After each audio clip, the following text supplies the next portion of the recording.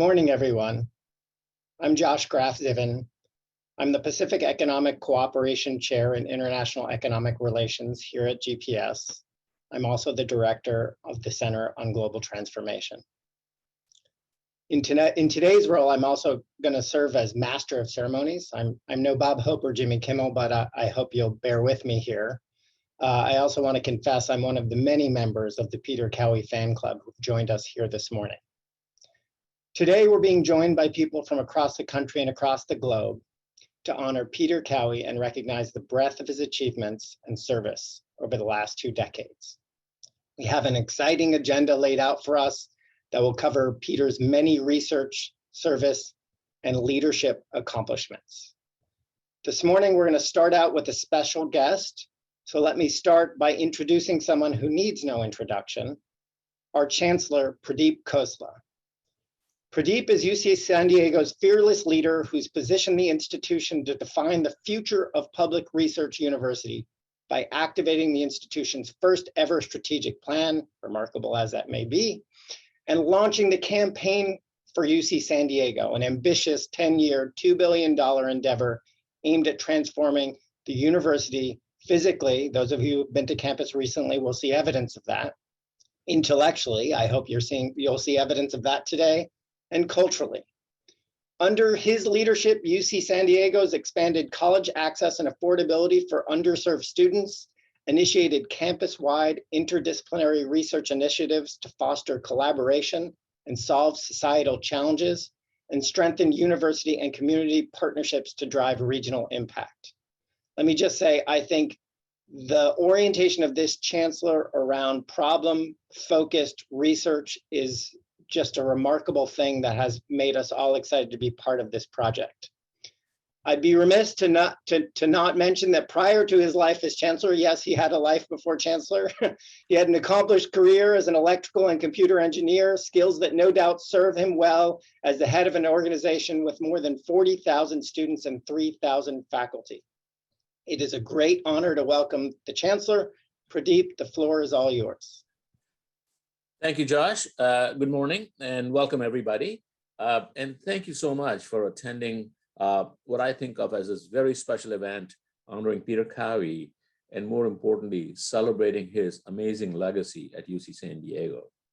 Let me say a few words about Peter's background and when he joined. Peter joined UC San Diego in 1976. And for those of you who are computing, this is about 45 years ago.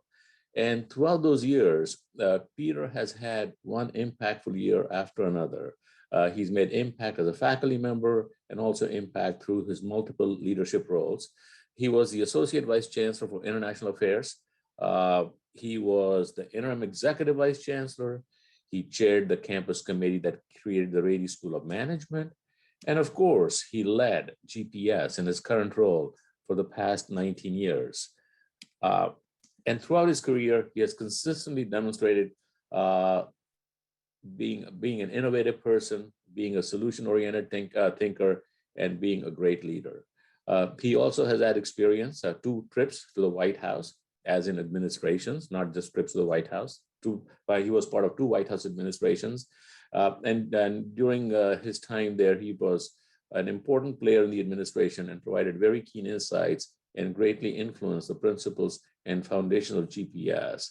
And some of us heard some stories about Peter playing an international diplomat in the background, and amazingly well, so if I may say. The foundation, his foundation in the administration prepared many thousands of GPS alumni to go out and make a very positive impact. Under his guidance, GPS pioneered multidisciplinary collaborations and multicultural, multinational partnerships. And not just, like I said, not just at San Diego, but also UC San Diego, but throughout the world. He excels at quantitative training and analysis. And with that specialty of his, GPS has become the heart of our policy efforts, which are data-guided policy efforts. And it is the place, GPS is the place that connects UC San Diego's STEM excellence to the rest of the world. It also helps make that excellence impactful and makes us bigger than the sum of its parts. So because of his work, GPS has been recognized internationally because of his work, GPS is recognized both locally and actually it's recognized across the board in multiple dimensions. But in addition to all of this, I want to say something very personal. Peter has been a very invaluable partner to me since I've been here for the past 9 years. He was one of the first deans, if not the first dean I met. And it took me about a few minutes to figure out that Peter was a very strategic thinker. He had his finger on the pulse. He could look at very complicated issues and really extract the gist of the issue, and then also make some recommendations as to how one would deal with those issues. And for somebody coming new to UC San Diego, who did not know much about this place, this was exactly the type of help I was looking for. But there are many people with these properties, but in addition to this, Peter is a great human being. He actually took personal interest in me and my success, and therefore the success of UC San Diego. And for the last 9 years, he's lived up to that principle. He's lived up to that promise. And Peter, I tell you, I said this last evening, this for me personally is a bittersweet moment, more bitter for me personally and more sweet for you. I realize that. But nonetheless, I think, so today is a day we're going to learn a little bit more about who you are, what you have done, and the difference you've made. Let me say one more thing. During these 9 years, Peter, I relied on your counsel a lot. And I hope that as time goes on, even though you might have retired, kind of retired from here, I would still be able to call you. I hope you will not change your cell phone number nor your email, because I have both of them. And I do want to count on you because you have an amazing knack to be very helpful. So thank you, sir, very much. Thank you for your leadership. I am so proud to have been part of this great institution while you were part of this great institution and leading GPS in amazing ways. So to tell you a little bit more, let me take you to, or give you to Peter Gourevitch, who was the founding dean of GPS. Sir, Peter Gourevitch. Thanks you very much, Chancellor. That was a wonderful introduction. And, Peter has done many different things. And so I would like to focus on only one of them, which is his role in developing the school. It's really a thrill and an honor for me to participate in this celebration of Peter's 20 years as Dean of GPS. When I stepped down in 1996 as the founding dean, I knew that a key test of a new institution, a mark of success, was going to be the transition. I knew that could you attract a talented person to apply to the dean, and could you make a switch to a new leader and keep it developing? And ladies and gentlemen, my goodness, with Peter Cowhey, my anxieties were more than assuaged and my dreams were more than fulfilled. Peter has done an absolutely spectacular job, and I'm really deeply honored and moved to help celebrate him and his achievements. I think Peter has at his core one of the absolute key ingredients of leadership. People believe he works to advance the institution. He's not pushing himself, he's pushing the mission on which he works. He devotes his considerable energies to advance a cause that people can believe in. To help appreciate this, I'd like you to try to go back and imagine a past when we were a very different place around here. Peter and I go back over 40 years. He hired me in political science since he came before I did. He hired me in 1979, and then I hired him to the school, which I was asked to develop in 1985 and started the faculty in 1986. So imagine UCSD in 1986. Chancellor said we have 40,000 students. Back then we had 10,000 students. We were at IRPS, we were then called, our first class was 28. First faculty was an interdisciplinary committee. We recruited 5 faculty the first year from the outside. We had no alumni. We had a small dedicated advisory board. We had a tiny endowment.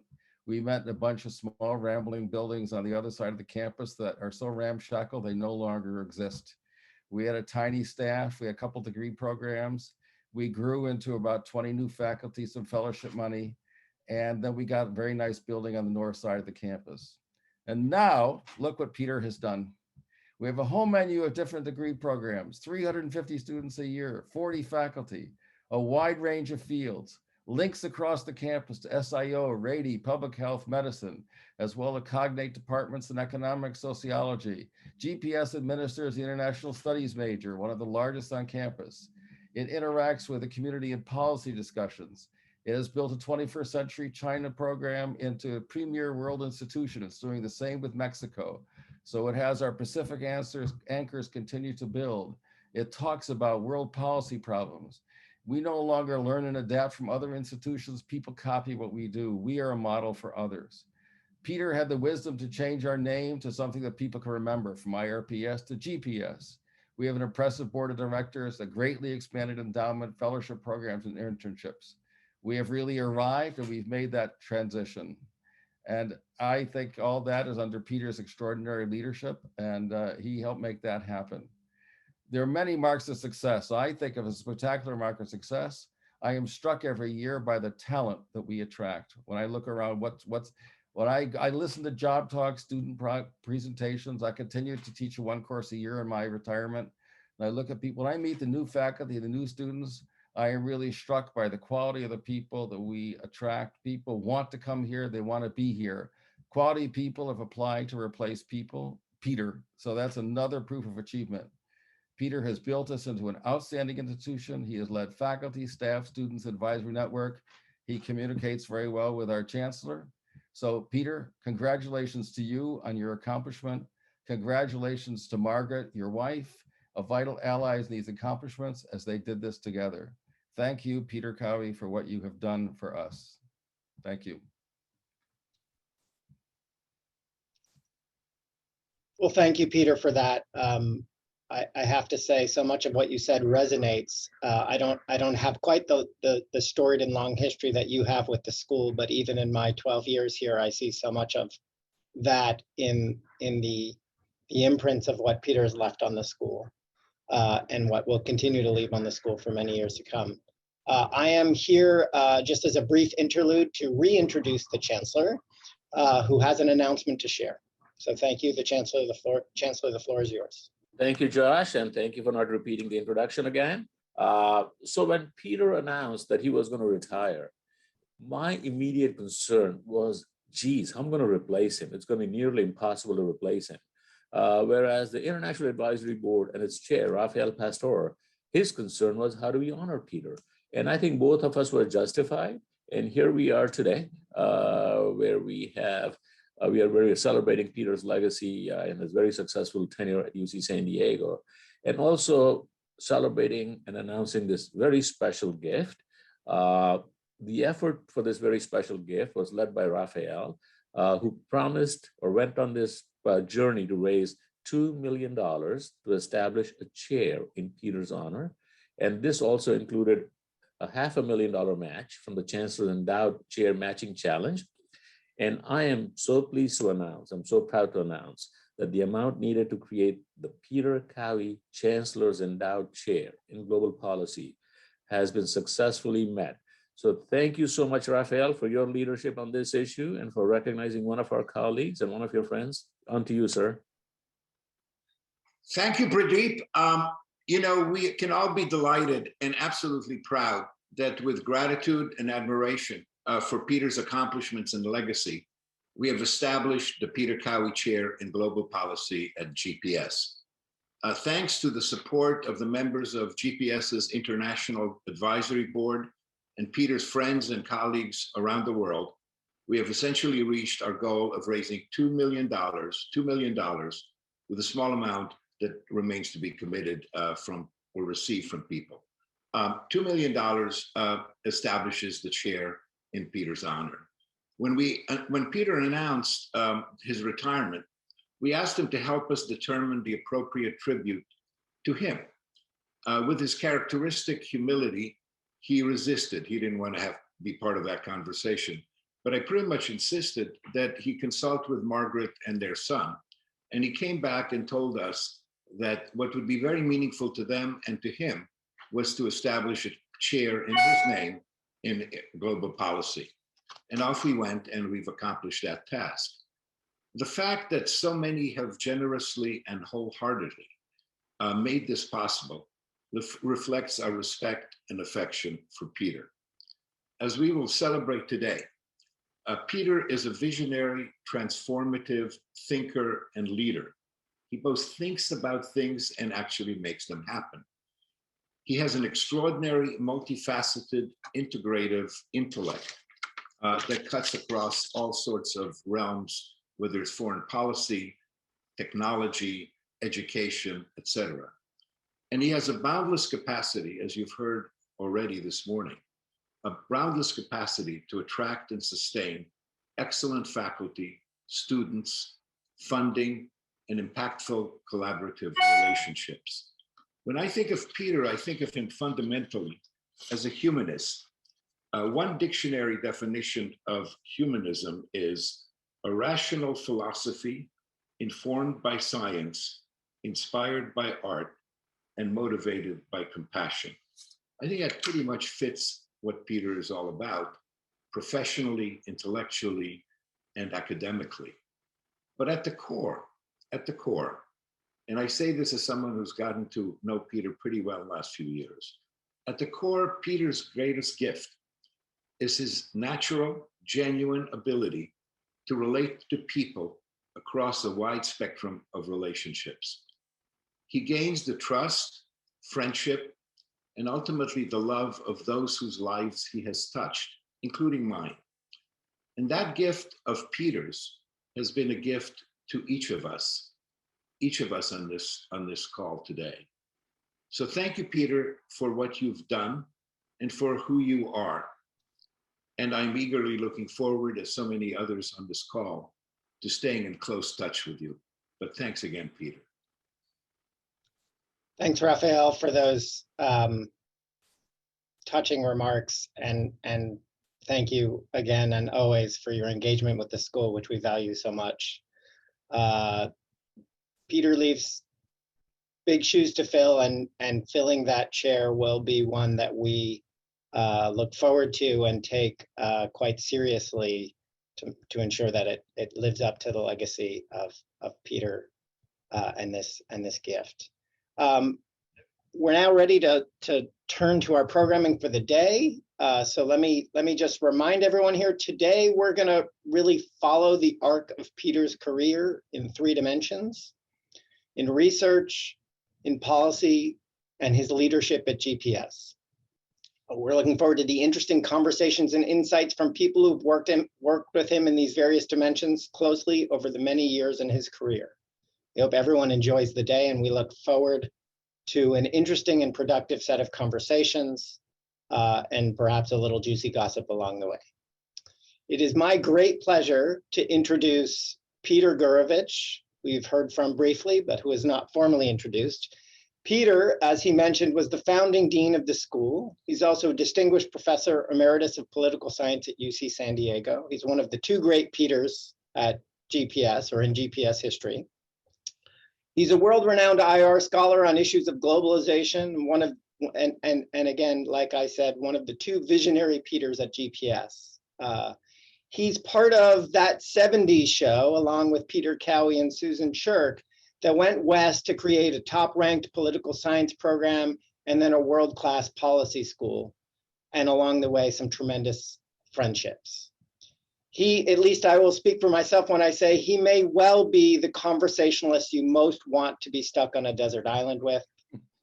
If you missed the 70 shows, my talk today is going to be peppered with some television references. If you missed the 70 show TV reference, perhaps you'll respond better to a vision of Peter and Susan as in the role of that Steve Martin classic, The Three Amigos, only improved by imagining all of them on horseback and in ponchos and cowboy hats. Peter, the floor is all yours. Thanks very much, Josh. And it's a lot of fun talking to you as well. It's one of the nice things about the school that we're still moderately enough size that we can all talk to each other. It's one of the things I like about UCSD. Well, as we start, we're going to move to the more scholarly or academic part of the program with our first part today, because as we start this part, we're going to talk a little bit more about the work side of what Peter's done, a little bit less about his personality, although they're connected. And as I thought about how to prepare my remarks, I was looking for a word that would try to integrate all the pieces, because it's one thing that strikes me about Peter is that all the pieces integrate. And I thought of a word I remember using in my graduate school days, and the word was isomorphic. And I decided, you know, before I better use this word, I better look it up, isomorphic, and make sure it means what I think it means. And because what I wanted to say was that all the pieces that what Peter does fit together. And I remember we used to use isomorphic when we wanted to try to talk about something that it integrated and connected. You couldn't prove in a scientific way a logic, but you felt it, you could smell it, you could see that they resonated. And I really think that that is true. That's true about the program for today, because our program today is built on our first session here is going to talk about Peter's research. And then the next session is going to talk about his policy activities. And the third session is going to talk about his institution building here at GPS at the university. And in my view, his achievements in those areas, which are all quite remarkable, it's one of the amazing things about Peter is that he put them all together, is I think that they're all interconnected. There's a logic that binds them together despite the great variety and distance. And so the word isomorphic conveys that. There's a similarity in form and structure. I'm going to convey it only today by focusing on the research. Our panel is going to focus on the different pieces of his research. What is it about Peter and research that then vibrates to policy and institutions? Because remember, that's how he began his career. He began as a graduate student at Berkeley. And what did he do there? Well, what is it that vibrates? I think Peter sees a logic of institutions and individual incentives. People have motives, not necessarily just for money, that's for achievement, money, power, glory, status, ideals. And their environment defines the payoffs, the operation of the incentives. So if you want to understand behavior, you have to look at the motives of the incentive systems. Well, I think that there's kind of a logic that to that in everything that Peter does, in his research, his policy, and his institution building. And so when you look at at what he did in his research, what he did was he is one of the people who started out in the field of what was then called international political economy. When he was an undergraduate at Georgetown School of the Foreign Service, which, by the way, is a sort of a East Coast counterpart to what we are, East Coast European oriented counterpart to what we are here on the West Coast with an Asia Pacific Latin American orientation. So as a PhD student in Berkeley in the 70s, he goes into a field of international relations, which is very security dominated. The study was war, World War I, World War II, and people saw nations as a unitary whole. How do countries interact? Germany, the United States, Russia, China. Peter walked into that and he changed it in several different ways. He was one of the bunch of us who started to move and challenge this. He was interested in economic relations and the economic interactions among countries, not just security. And to do that, he thought you had to understand the economy and you had to understand sectors of the economy and specific firms. You had to disaggregate. Countries were not unitary wholes, they were pieces. So what did he do? His dissertation looked at energy and the oil industry. He came to UCSD in the 70s, helped found this department with Susan Chirk, Sam Popkin, and Sandy Lakoff, who some of you know. And so he helped start doing that. He started to do his research on the energy sector and oil in particular. I remember him going off to the Philippines and studying it there in these places. So he plunges in, he writes books on that, on energy policy, and he starts doing work in that sector. Of course, energy, he understood, has great power. Markets respond to that. And so guess what? Governments respond to an important sector, not just a unitary whole maximizing the interests of the United States, they're responding to one of its big lobbies. And if you want to understand what happens, how the people in that sector operate, well, you have to understand regulation. What government policy does has an effect upon what those companies maximize and optimize. So some of you who know his later work can see there's isomorphic. Of course, there's things that are resonating back then with what he was doing at the time. He writes articles, he publishes things. And so I think that what you see, this idea of economy, industry, sector, firms, incentives defined by the regulatory regime, shaped by politics within a country, how they interact, these were all ideas that Peter is working out at that time. They give him the ability to communicate with economists, with political scientists, with policy people, with business schools, with telecommunications, and how to run an institution. Okay, I'm running ahead of myself. My job was to give you the first part of this, and which is Peter's initial research in the energy field. What happened then is really very fascinating. He then starts to work into telecommunications and trade, and that can be developed extremely well by our next speaker. And our next speaker I'm going to introduce to you is a fascinating person in telling the story of Peter Cowhey's story, because our next speaker is Jonathan Aronson. Jonathan Aronson is a professor of communications and political science at USC. He was the director of their School of International Relations. So he was also our counterpart up the road. He was also a dean, but aside from the fact that we've also known each other for 4 decades or more, and he's known Sam and Susan, you know, there's a mafia here. He has co-authored Peter co-authors a lot, as you're going to see, but he has co-authored more than anybody else with Peter, and even the most recent book. So he can tell you about ideas of Peter's and the process of co-authoring.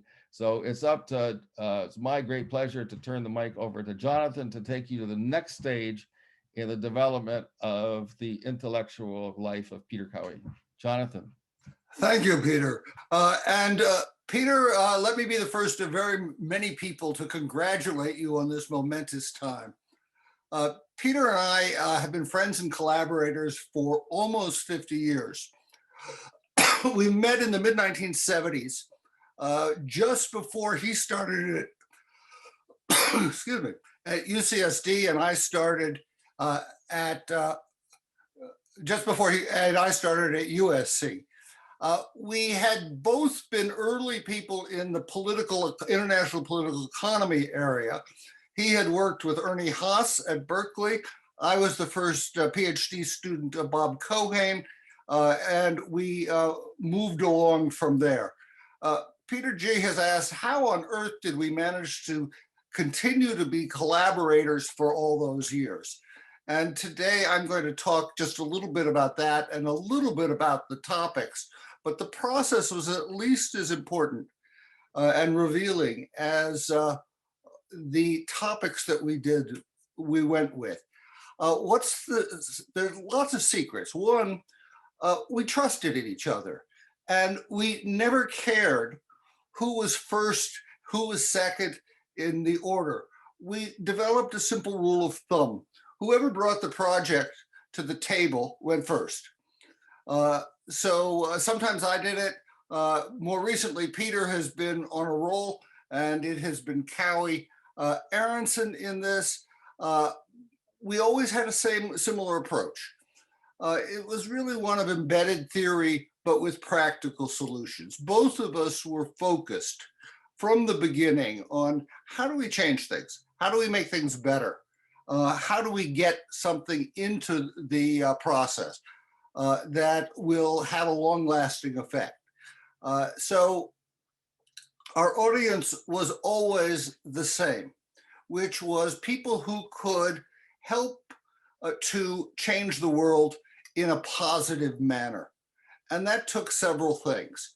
One of the things that really began to focus us in the early 1980s, both of us had Council on Foreign Relations fellowships.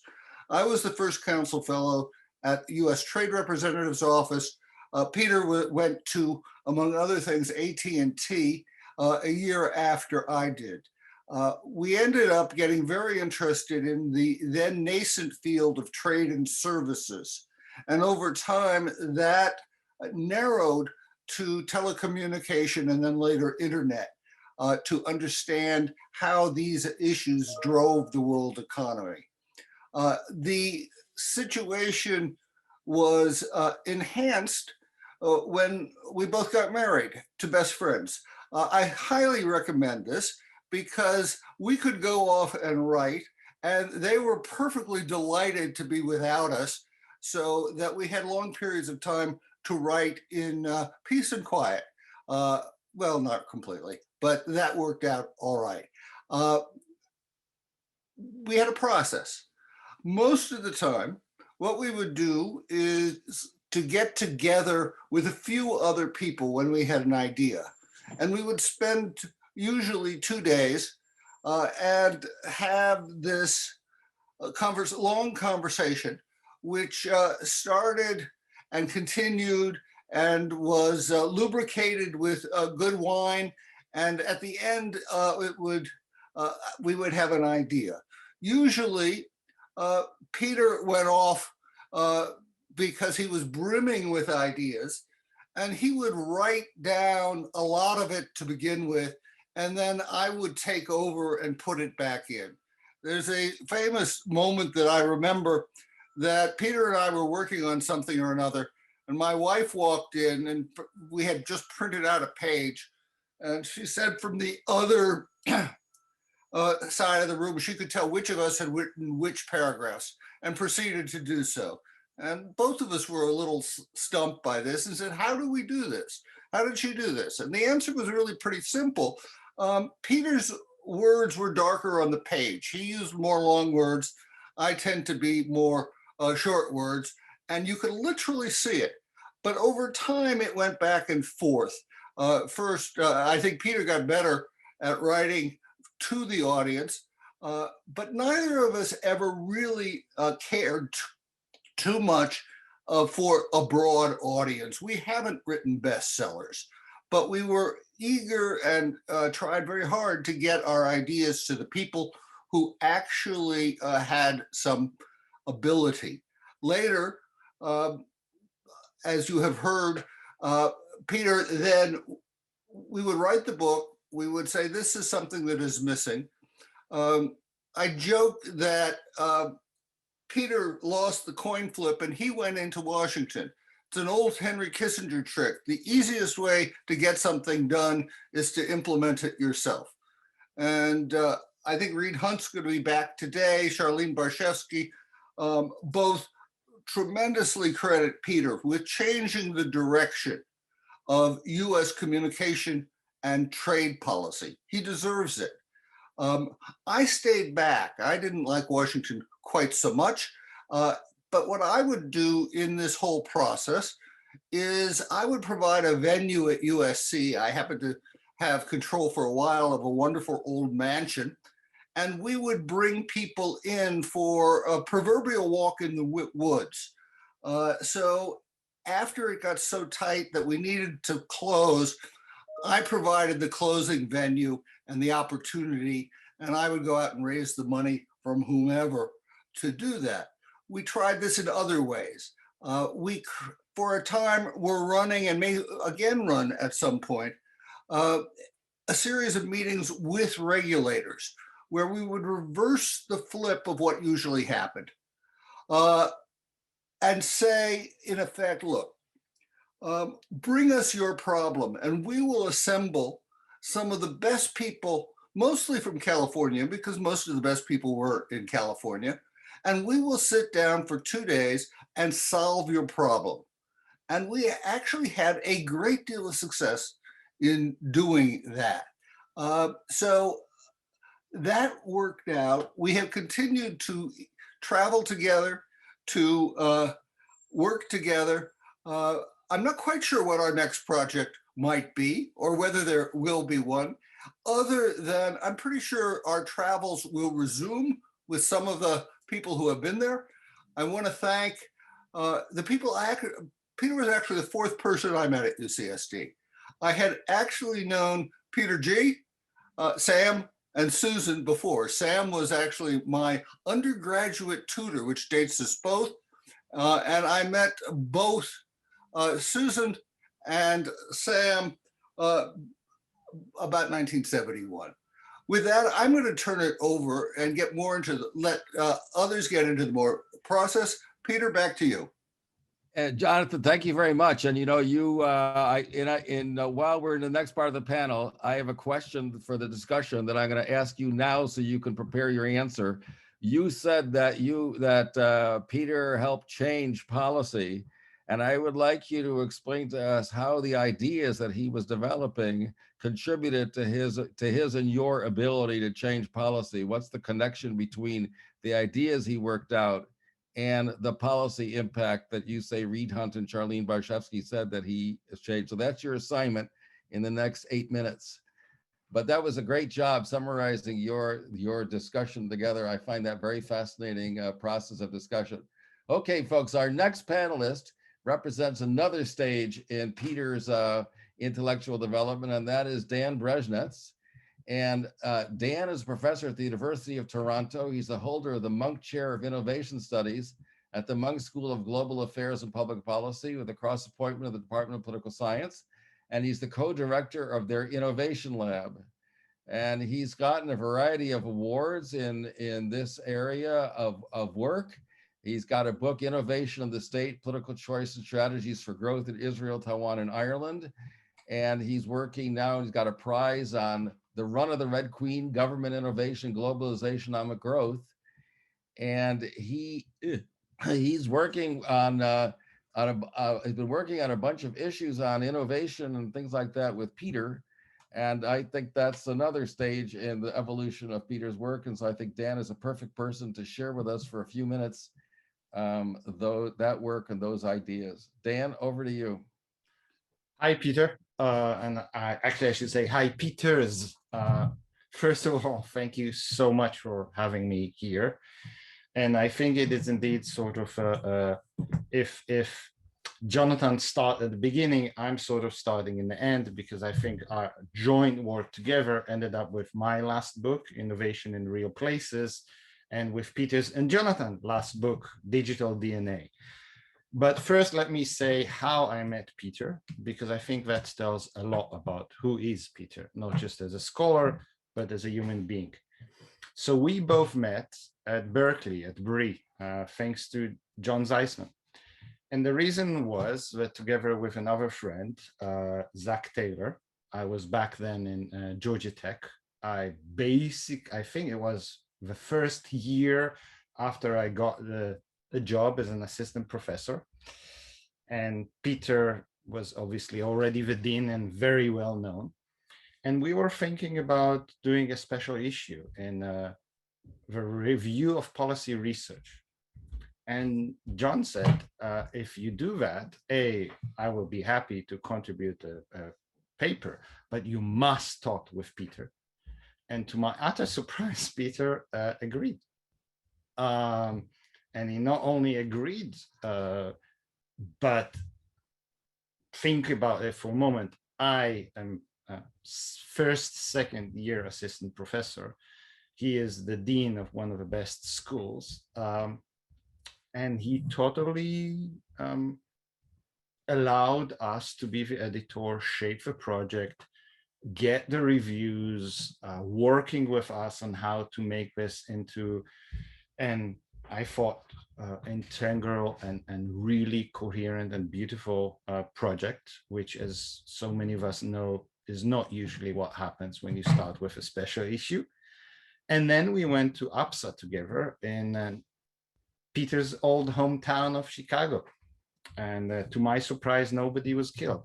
But this started what I can also only say was a beautiful and is a beautiful friendship. And as we were talking right after that book, that my book that Peter just mentioned, the first book, and I told Peter that I'm starting to be very, very worried about the effect of innovation on inequality and the future of most Americans who cannot be R&D engineers.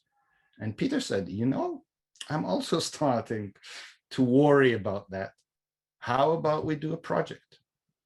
And out of the blue, he hooked up the Connect Innovation Institute in San Diego. We got a budget. We started running a project.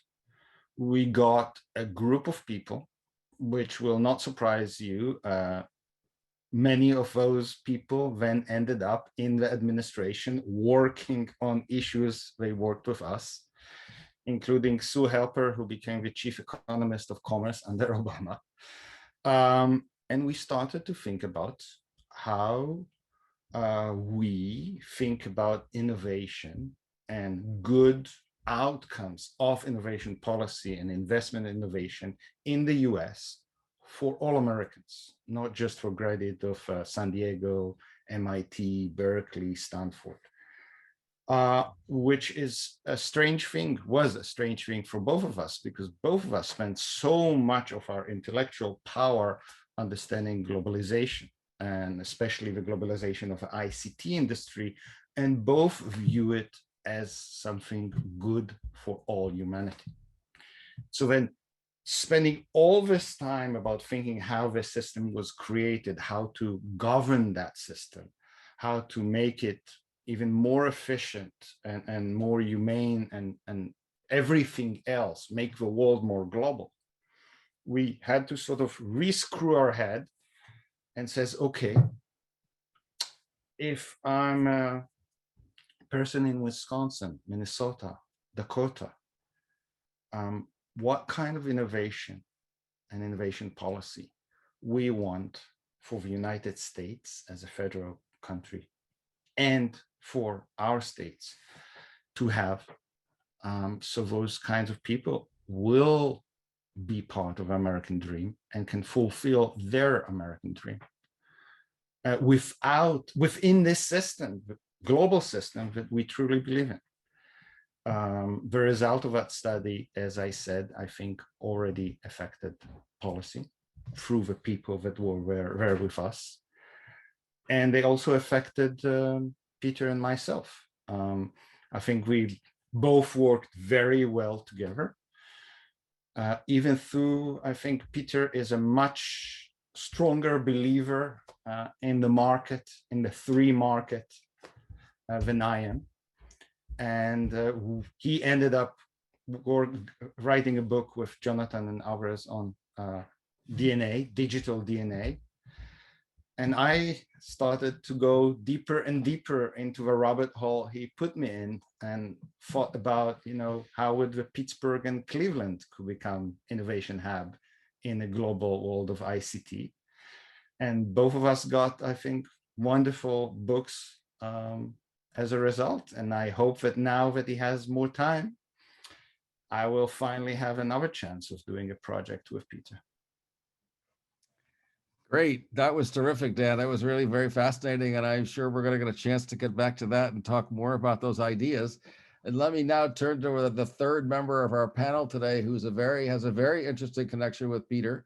That's Stefan Savage, because Stefan is actually actively co-teaching with Peter right now, although they are different academic fields, which I think is one of the great things about Peter is his ability to communicate with people over in different businesses in life, different professions, and also in the academy, he talks to people in quite a wide range of fields. So Stefan holds the Irwin and Joan Jacobs Chair in Information and Computer Science, which is in the Systems Networking Group at UC San Diego.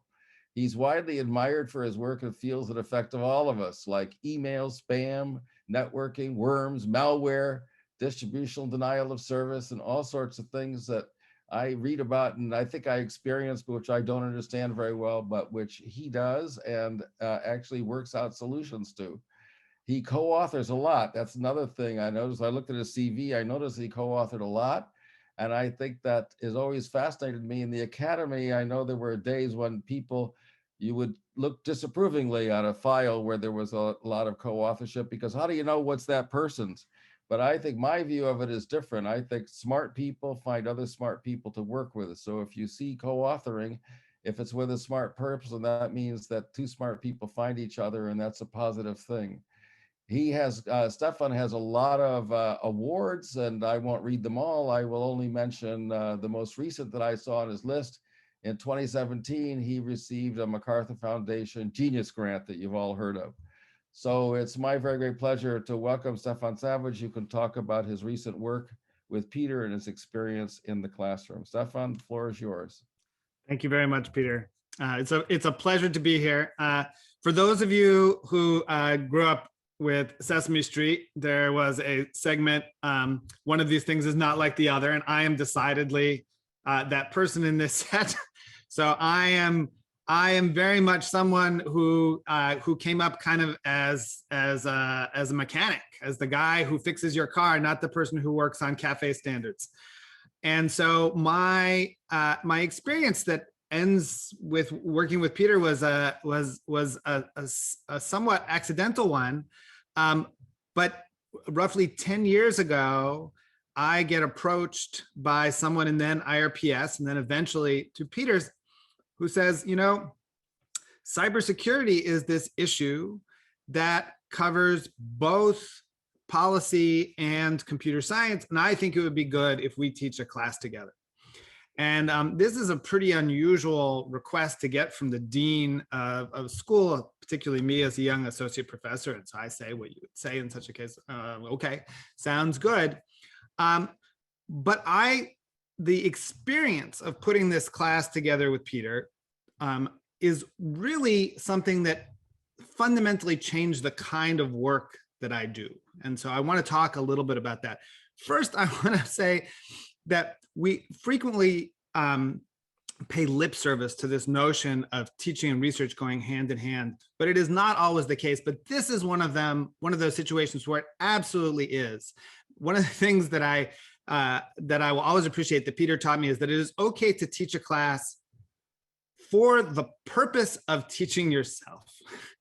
And so that is what I would describe the cybersecurity class that Peter and I put together, at least for the first 5 years, was we wanted to learn more about what was going on at this intersection of policy and computer security. And conveniently enough, we had an excuse to do it, which was to have a bunch of students who were going to learn with us. And so we would get up there, and I saw myself really as taking this class from Peter, and then occasionally I would try to impart things to him. I think the first couple of years of students very much noticed this when the two of us would just ask questions for about 30 minutes of each other at a time while they got to play spectator.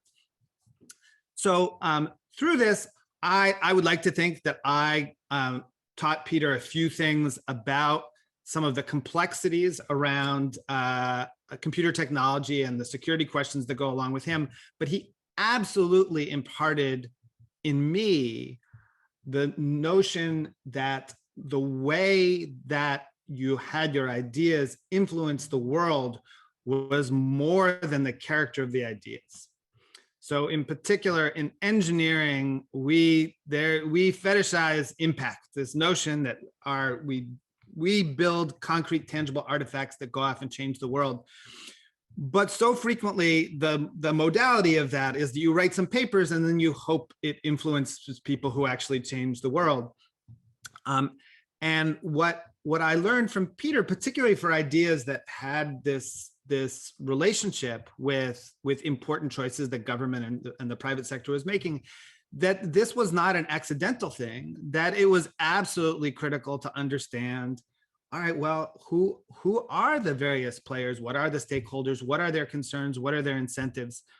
And so I would start taking my own research and put it into class as kind of hypothetical questions. So in this scenario, how would we consider the public policy ramifications? And as early as our first year, so the first year of teaching this class, which is probably the year I learned the most, because it really was kind of like having a private teacher, again with a class there as to appreciate my learning. I had done a bunch of work, as Peter Gourevitch mentioned earlier, looking at various kinds of online fraud, email spam, and so forth. And one of the innovative things we had done was learn how to track the flow of money. So when you get email for fake Viagra, Gucci handbags, or whatever, how does that ultimately get monetized and where does it go? And so we were very proud of ourselves and said, oh, this is going to have huge impact. And we had showed that, in fact, most of the money goes through Western banks. And so we wrote this paper proclaiming this is easy. The 5 biggest Western banks just need to shut off the flow of this money. And that went absolutely nowhere, as many of you will understand. Why would Western banks possibly do this? But in the course of writing this, Peter, I would bring this stuff up. Peter would give me ideas. Well, who really might care and under what circumstances? And a few months later, I find myself talking to the intellectual property coordinator at the White House, who is someone that Peter had known while he was in the Obama administration, because they had also been in the trade sector. And And I'm able to apply all of that to say, oh, you know, who cares are the brand holders, and you know who's in a position to do something about it is the credit card agencies, because they don't want to be regulated. And so Peter was my guide in helping to shape an understanding of how I could take technical results, measurements, and analyses of the world, and then place them in a context where I could think about, well, how can I make this matter? For whom will it matter? And what are the issues that they have? And that is something that has actually changed the way I do research going forward. And when we pick problems now in my group, and in fact, my collaborators, we first start thinking, what are the incentives? Who are the stakeholders, and so forth. And so Peter's incredible, both breadth and willingness to engage, you know, later in his career, when he joined UCSD, you know, I was 7 years old. So the fact that he has spanned this incredible range, but then can impart that that knowledge and approach from the way he does research into an area as remote as computer security, I find just absolutely spectacular. And so over 10 years, I think both of us got a huge amount out of the course. I like to think that it also shaped some of the research for his ongoing, for his most recent book in digital DNA. And he's been just a wonderful colleague in being able to trade research ideas and observations for the last decade. And with that, I'll turn it back over to you, Peter, and we can have our panel. Thanks very much, Stefan. And I also got via chat, I was just informed by one of my colleagues that you've just been recently elected to the American Academy of Arts and Sciences. So congratulations to you for that. And thanks very much for that greatly interesting comments that you made about your collaboration with Peter. And so this gives us a few minutes to join up to make a panel. And we're now going to see if we can manage this and get the five of us back together, or the four of us.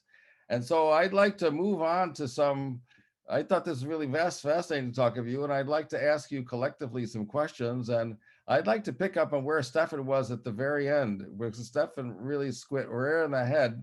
The first question I had for all of you was what have you learned from Peter? I had this in mind because I have a very vivid moment in my mind of something that I learned from Peter, and it sticks in my head. I co-edited a volume with a guy. We had a couple meetings. One of them was in Japan, and Peter contributed an essay to it. And I remember having a conversation with him about disputes between Japan and the United States over trade policy. And Peter made a very interesting observation to me. He said, the Americans are all about general rules of trade. You know, the trade should be organized about general principles. And they were very angry at the Japanese or other countries that were focusing on specific things that helped their electronics or helped whatever sector that was. And Peter pointed out that the American principle, the general principles of the Americans happened to favor and assist American industries, which were organized in ways that were favored by those general principles. And he said that to me. He may not remember the conversation, but he said that to me, and that has stuck with me ever since. And it helped me be suspicious of the general arguments that I hear all the time about collective goods, that people in our fields go around and talk all the time about collective goods. And I always think about who benefits specifically from this particular understanding of collective goods. And I attribute Peter to help me think that not only about trade in general, in this particular context about trade, but also more generally, people who know me know that I was already ordained to have a suspicion of that, but Peter really helped me see that. So that's my example of things that I remember very vividly learning from a very specific moment. I remember that with Peter. Stefan has articulated a couple. Let me turn to Jonathan and Dan. Jonathan and Dan, have you guys got some examples of moments, conversations, things that you think that you've learned from conversations with Peter? Yes, one of the things I was vividly brought to the fore was I was visiting Peter once at the FCC, and he was conducting what could only be called an academic seminar for the senior staff and making the connection between how theory and policy went together. So that he was able to provide a context within which they could think about what was the goal of being accomplished. The other point that goes with this is a point that Stefan made. You got to get to the right person. There are people who actually bring the ideas and bring the suggestions, but they're rarely the person who is in charge. So the person in charge has to trust you. You have to be able to walk in on her and say, I think we should do this. So yesterday, some of us got together and Charlene Barshevsky made the point that before meeting Peter, she didn't know her job was to deal with telecom. And he taught her that this was really important. And a lot of this came from work that we had done before. We had created a roadmap, and Peter, more than anybody I know, was a master at implementing it. Great. Thanks, John. Dan, what thoughts do you have? Well, first of all, I will follow up with Jonathan. What was interesting in that project that we have done, we brought some of the best, I think, academic minds in sociology, economics, political science, engineering, all to the table. And somehow Peter managed to make all of them not just explain how great they are and how their research is brilliant, but why should Washington, D.C. care about it? And he has done that in about 2 weeks. And then he said, all of us in Washington, D.C., and in 5 minutes, gave us a crash course of how you deal with a media and lobbyist in D.C., which surprisingly to me. Well, give us for example. So for example, you're an academic. Once you open your mouth, you will talk for about 5 minutes about the things you think are really important.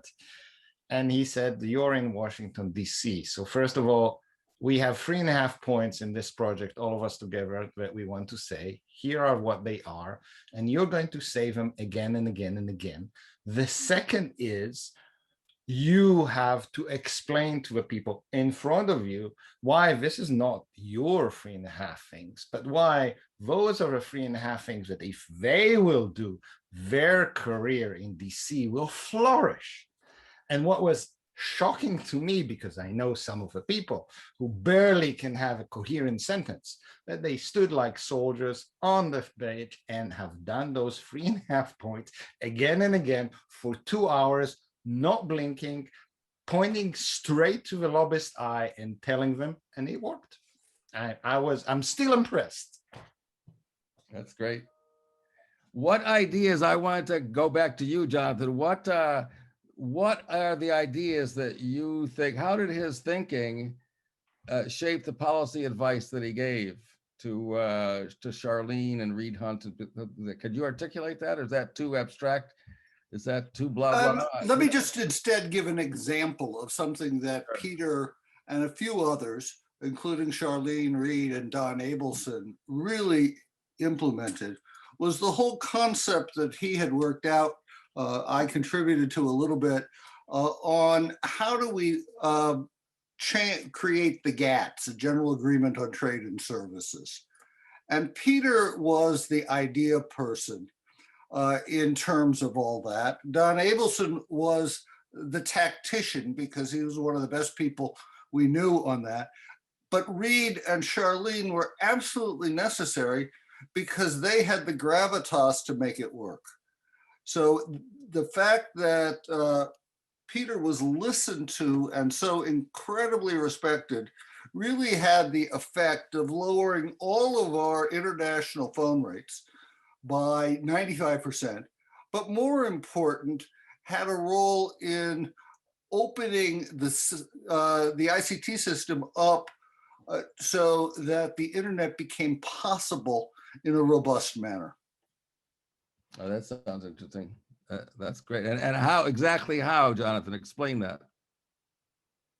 Well, Peter is a wizard in terms of this, but he's a wizard with tremendous self-awareness of what he is trying to accomplish. So Dan's point of 3.5 points is you have to get onto the agenda. You have to get people to notice. It has to become second nature.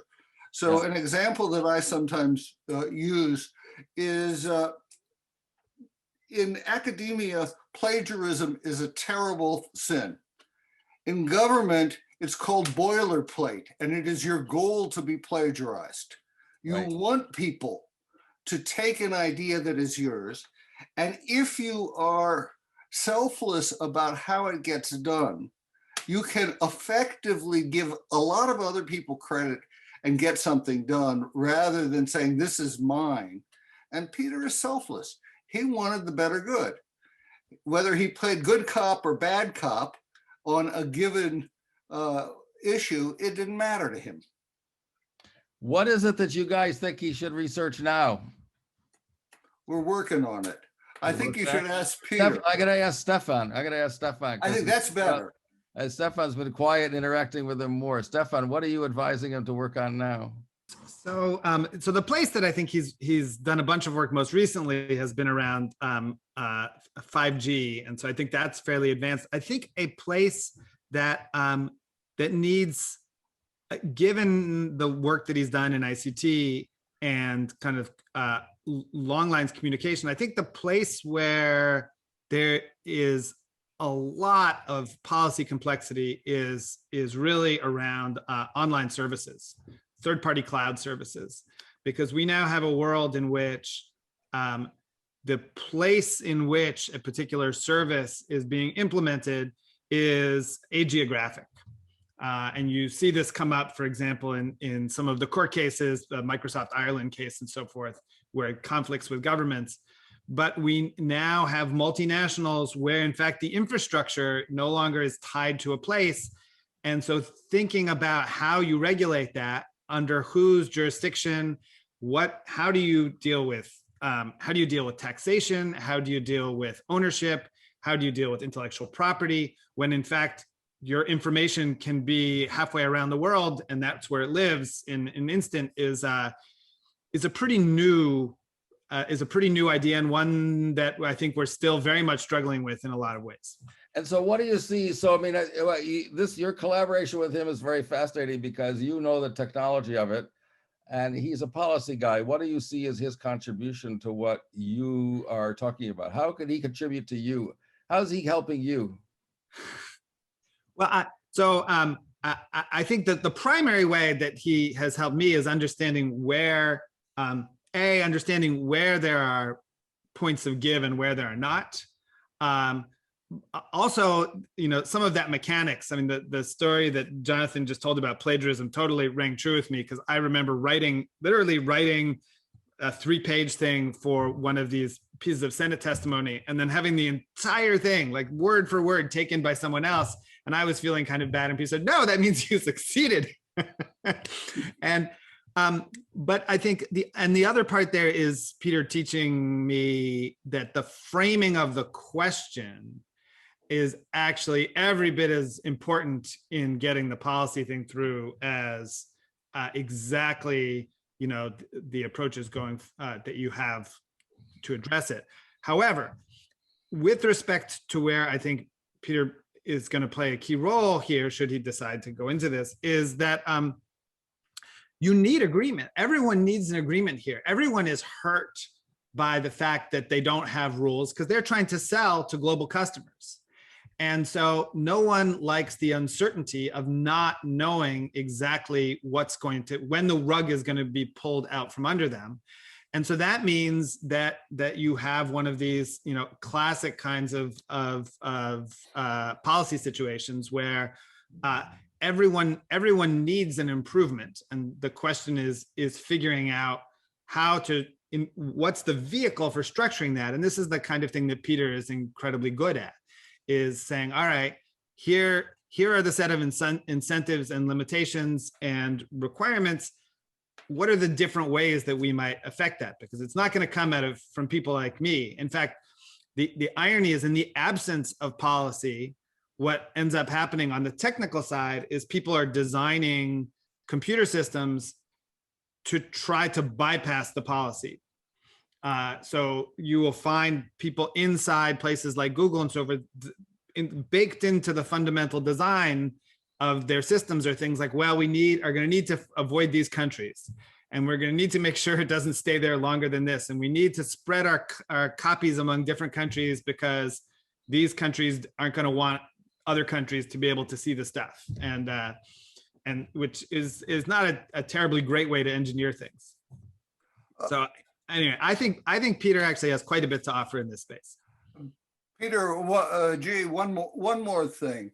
It is not an accident that Peter has thrown himself into the US-China issues, and that the report that Susan, Peter, and others have done is really a remarkable report on US-China.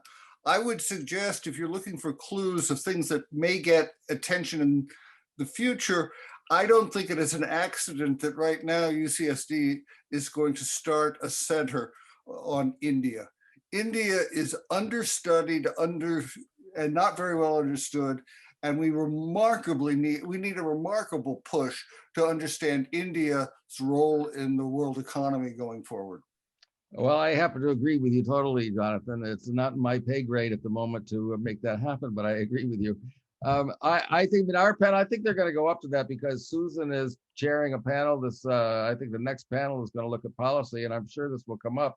I think that our panel can kind of express the idea, what is it about Peter's ideas? I'm very interested in this panel is, what is it about Peter's ideas? The part about Peter's ideas and Peter's way of thinking that contributes to policy debate. And so you are the people who can articulate that. Dan. So let me say two things. A, I think that everything that has been suggested to Peter is just not ambitious enough. Sorry, Stefan and Jonathan. The second is, Peter, you earned your retirement. I think you've done a lot. So if you want to enjoy life and do less for us, you fully earned it. If you do not, and if you have the urge to enjoy Washington, D.C., not a place that I like, then there's a lot to be done. And where I think you have done a lot and you should do a lot, and I said much more than when we work together, you believe in free markets. You believe that if you structure the markets correctly and you get agreement, you get the players done, wonderful things will happen. And this is Jonathan's example of, if you structure it correctly, the internet has happened, right? If you understand how the technology and policy work. Right now, whether we like it or not, we are in a place where we don't trust the markets anymore. We don't really trust the technology anymore. We don't have a map of how to do it within China and the US. And the collective goods, and we're here talking about real collective goods, not fake collective goods, for all humanity are diminishing because of that. So a work that allow us to understand how to govern global markets, especially in technology, with the growing geopolitics war, and with the things that we have tried to solve together, but I don't think the work is done. And that is allowing all Americans to believe that they have a future in making this happen, and in global markets in ICT, is something that I will push you forward to it. Sadly, it's a very ambitious job. So if you want to actually enjoy the retirement, I highly recommend that you don't go there. But if not, I'm always willing to cheer you up and maybe help a little. Well, thanks, Dan. I mean, I think that is an interesting way of talking about some of the intellectual issues here, because it's a good way of articulating that Peter has always been very interested in what are the rules. You can't have, the markets can't work. None of the companies could work. If there isn't agreement on the rules, they're not going to be able to sell their products. So he has worked out how to work out the rules, and you are putting your finger on, but even if you've worked out on the rules, there are market failures, and who's going to solve those? So yes, that is a project that if Peter took it up, it would take him more than till Christmas, I think, to do that if he wanted to. And that's a big collective project that you could all do together. but I think it does. I think I like about your comment is I think it does help for everybody watching. It helps bring out a lot of the issues. I think correctly you say that Peter has spent a good part of his career, and the panel has brought this out. He has spent a good part of his career articulating, exploring what are the rules of the game that the high technology companies require in order for them to operate properly, in order for people like Stefan to be able to do their work and create products and make Stefan be able to operate, and then what the governments have to do to provide the money for people like Stefan to operate, and to then be able to take advantage of their products and to be able to operate. And I think that we have filled our proper time for our panel, and I believe that my instructions are that within the next minute, I'm supposed to invite Peter Cowhey to come in and respond to us. And if that is correct, Peter Cowhey is now appearing on his screen. And although I believe that he is now unmuted, Peter, it's our privilege to have discussed this with you, and you've got a few minutes to make some comments. Thanks, Peter. Well, thank you. And I promise to make this very few minutes so that we can take a short break. There's been so much already this morning. Obviously, I want to thank the Chancellor for his extraordinarily kind words, and to thank the Chancellor and Raphael Pastor for a gift and a tribute that I would never have imagined 45 years ago. I've been lucky to hold the Qualcomm chair for a number of years, but holding the Qualcomm chair was symbolized when Margaret bought me a refurbished armchair to which she glued on a telephone so that I would have a proper reminder of don't inflate yourself too much, but enjoy the chair. And I will truly enjoy seeing what great people do in holding this chair in my honor. So I'm very deeply grateful to Raphael and Pradeep for their leadership in this. To the panel that just spoke, it's always great to hear what you think others think about what you did and try to match it to your own thinking. I'm not going to comment at great length. I want to first say that Jonathan and Dan and Stefan have all taught me in important ways. Jonathan has also been an incredibly wonderful close friend and co-author over the years. And Peter G. helped set the foundations for what made GPS a distinctive and successful school. He was a visionary in his own right as a founder. The one thing I do want to say about this exchange intellectually is that I grew up with this suspicion of what was then the dominant view about foreign policy and international relations. The stuff that Peter and Jonathan and I heard from people like Henry Kissinger, that it was all about great statesmen dealing with the responsibilities of the affairs of war and peace. And it's not to diminish that those things were important, but underneath it, I knew that the world of politics in democracies runs around issues of money as well, because you have to reconcile how we create and distribute the prosperity of society with the choices we make in public policy. So it had to be that economics mattered. And then there's a part of me that is a techno geek. I believe in my heart that technological innovation is one of the things that truly drives the long-term possibilities of good in human society.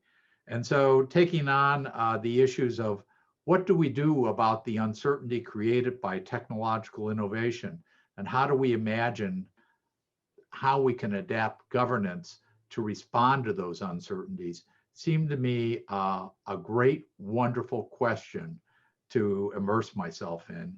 And I've been lucky, as you heard in that panel, to have great partners in exploring those questions. And that partnership didn't end at the university. As you're going to hear in the next panel, I've learned a lot from the people that I also did, in a sense, practitioner lessons with. So for everyone engaged in this, I am truly lucky that I have lived in a classroom of wonderful people with open minds, imaginative minds, and willingness to deal with the fact that I often have ideas that seem a little strange at the beginning, but eventually I figure out where the core is to the idea, and we start to be able to land frequently in a place that is useful. So with that, let me hand it back to all of you. Great. So let me thank the panelists for a terrific and wonderful discussion. I also want to say today we're honoring and celebrating an amazing person, and in the spirit of honoring that amazing person, we've accomplished something rather amazing, which is we've heard from more than a half dozen academics, and we're actually on time. That doesn't happen very often for those of you who don't travel in academic circles. So I'm delighted to report we're on time. It is time. We've reached the moment in our program where we're going to be taking the first of our 2 breaks for the day. So stretch your legs, grab a coffee, do what you need to do. We will be back at 10 a.m. sharp to start with our second panel. With that, we'll turn to a break, and I'll see you all at 10 a.m.